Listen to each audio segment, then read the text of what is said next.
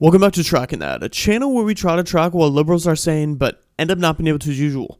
So the biggest red flag on Tim Walz is not the fact that he lied about his military service, including his leaked interview where he claimed to go to Afghanistan and he never went there. Military background? I spent 24 years in the National Guard, some of that full time. I was an artilleryman. I deployed in support of Operation Enduring Freedom. My battalion provided base security throughout the European theater from Turkey to England in the early stages of the war in Afghanistan. And that same battalion is now in Iraq at this time. He actually went to Italy on a non-combat deployment and also quit before his unit would deploy to Iraq, but it's the fact that AOC and Ilhan Omar are big supporters of Tim Walz, and that says everything you need to know about his policies. Let's talk about the rave reviews that Governor Walz seems to be getting from all spectrums of your party. You've got Nancy Pelosi on one side, Joe Manchin, we have the progressives on the left.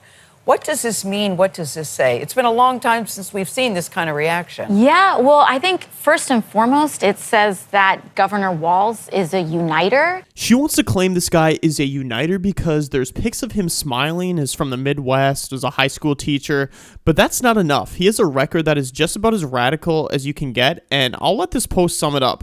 Welcome to the race, Tim Walz. Let's make sure America knows who you are.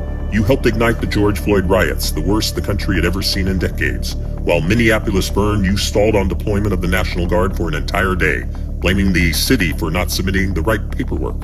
You let your daughter leak the Guard's deployment plans online so that rioters would know how long they have to loot the city with impunity. Minneapolis is a war zone because of you.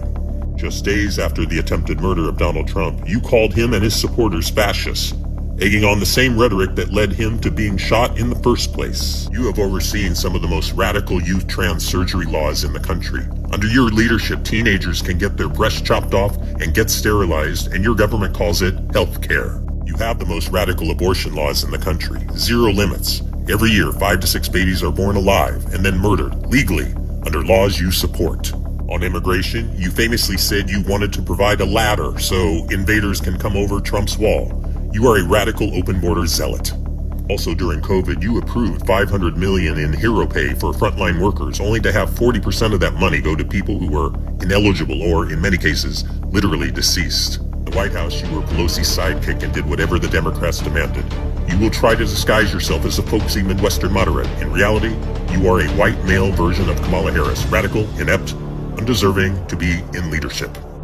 Yeah, Tim Walz is having the opposite effect than the Democrats wanted. Like, why would you choose someone that oversaw one of the biggest controversies of the 2020 election, the George Floyd riots? And let's rewind us back to the 2020 election. The biggest controversy was probably saying Trump had a lot of blood on his hands under the COVID pandemic. But now the Joe Biden and Kamala Harris administration had even more blood on their hands with the COVID pandemic. So I don't know why this isn't getting talked about a lot. But it gets worse. Tim Walz doesn't even believe in the First Amendment. I think we need to push back on this. There's no guarantee to free speech on misinformation or hate speech, and especially around our democracy. But anyways, AOC is getting made a mockery on X right now for commenting on a clip of JD Vance answering why gender hormone therapy is weird for kids, which it is. And she comments, why are you sitting like that? You know, obviously he's sitting on like a recliner chair and has his legs in a man spread position because he has balls.